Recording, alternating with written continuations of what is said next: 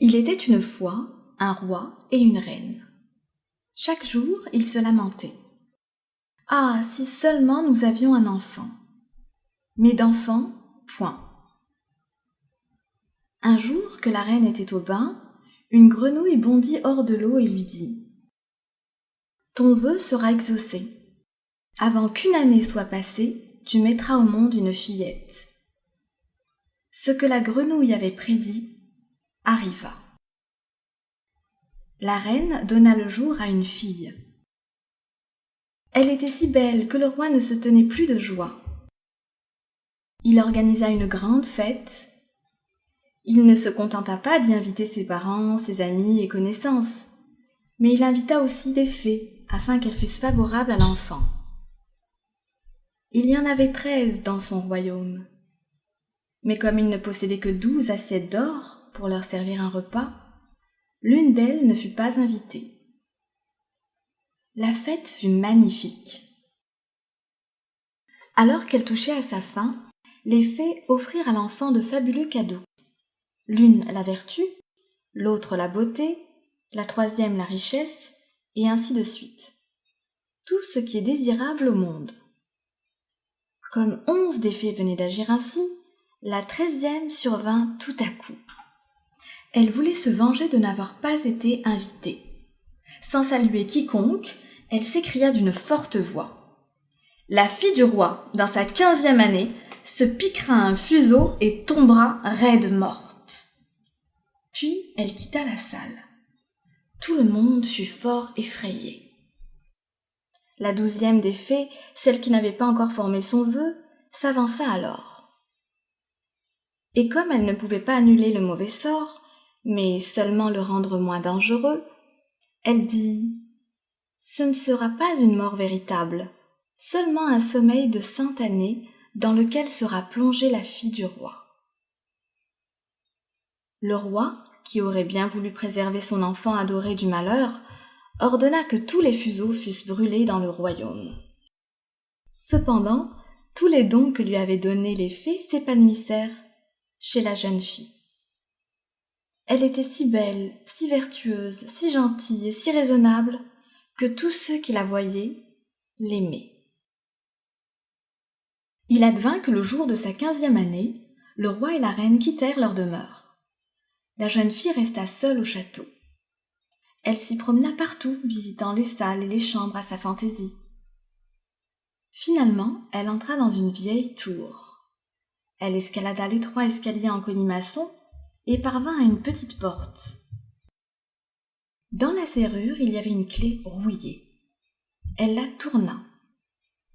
La porte s'ouvrit brusquement. Une vieille femme, filant son lin avec application, était assise dans une petite chambre. « Bonjour, grand-mère, dit la jeune fille. Que fais-tu là ?»« Je file, dit la vieille en branlant la tête. « Qu'est-ce donc que cette chose que tu fais bondir si joyeusement ?» demanda la jeune fille.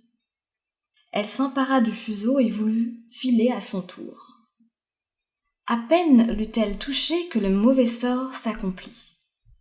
Elle se piqua au doigt. À l'instant même, elle s'affaissa sur un lit qui se trouvait là et tomba dans un profond sommeil. Et ce sommeil se répandit sur l'ensemble du château. Le roi et la reine, qui venaient tout juste de revenir et pénétrer dans la grande salle du palais, s'endormirent. Et avec eux, toute la cour.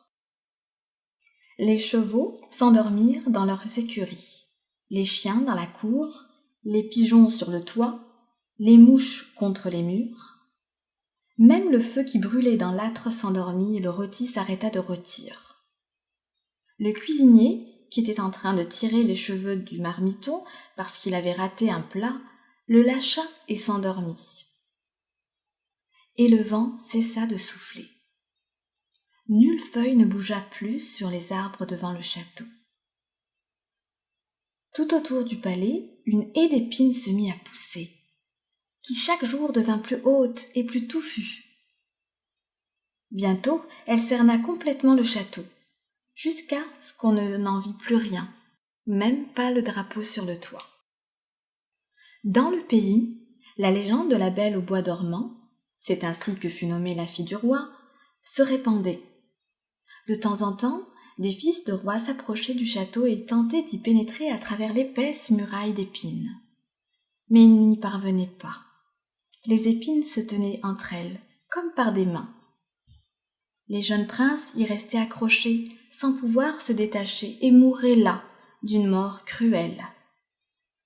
Au bout de longues années, le fils d'un roi passa par le pays. Un vieillard lui raconta l'histoire de la haie d'épines.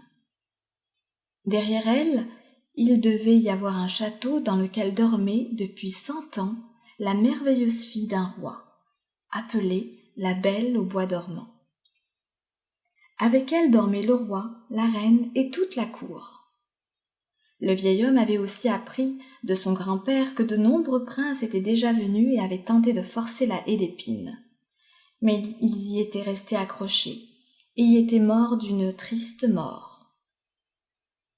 Le jeune homme dit alors : « Je n'ai peur de rien, je vais y aller, je veux voir la Belle au bois dormant. » Le bon vieillard voulut l'en empêcher, mais il eut beau faire, le prince ne l'écouta pas. Or, les 100 années étaient justement écoulées, et le jour était venu où la Belle au bois dormant devait se réveiller. Lorsque le fils du roi s'approcha de la haie d'épines, il vit de magnifiques fleurs qui s'écartaient d'elles-mêmes sur son passage et lui laissaient le chemin. Derrière lui, elles reformaient une haie. Dans le château, il vit les chevaux et les chiens de chasse tachetés qui dormaient. Sur le toit, les pigeons se tenaient la tête sous l'aile. Et lorsqu'il pénétra dans le palais, il vit les mouches qui dormaient contre les murs. Le cuisinier, dans la cuisine, avait encore la main levée, comme s'il voulait attraper le marmiton, et la bonne était assise devant une poule noire qu'elle allait plumer. En haut, sur les marches du trône, le roi et la reine étaient endormis. Le prince poursuivit son chemin, et le silence était si profond qu'il entendait son propre souffle. Enfin, il arriva à la tour, et poussa la porte de la petite chambre où dormait la Belle. Elle était là, si jolie qu'il ne put en détourner le regard. Il se pencha sur elle et lui donna un baiser. Alors, la Belle au bois dormant s'éveilla, ouvrit les yeux et le regarda en souriant. Ils sortirent tous deux, et le roi s'éveilla à son tour, et la reine, et toute la cour. Et tout le monde se regardait avec de grands yeux. Dans les écuries, les chevaux se dressaient sur leurs pattes et s'ébrouaient. Les chiens de chasse bondirent en remuant la queue. Sur le toit, les pigeons sortirent la tête de sous leurs ailes, regardèrent autour d'eux et s'envolèrent vers la campagne. Les mouches, sur les murs, reprirent leur mouvement. Dans la cuisine, le feu s'alluma, flamba et cuisit le repas. Le rôti se remit à rissoler. Le cuisinier donna une gifle au marmiton, si fort que celui-ci en cria, et la bonne acheva de plumer la poule. Le mariage du prince et de la Belle au bois dormant fut célébré avec un faste exceptionnel. Et ils vécurent heureux jusqu'à leur mort.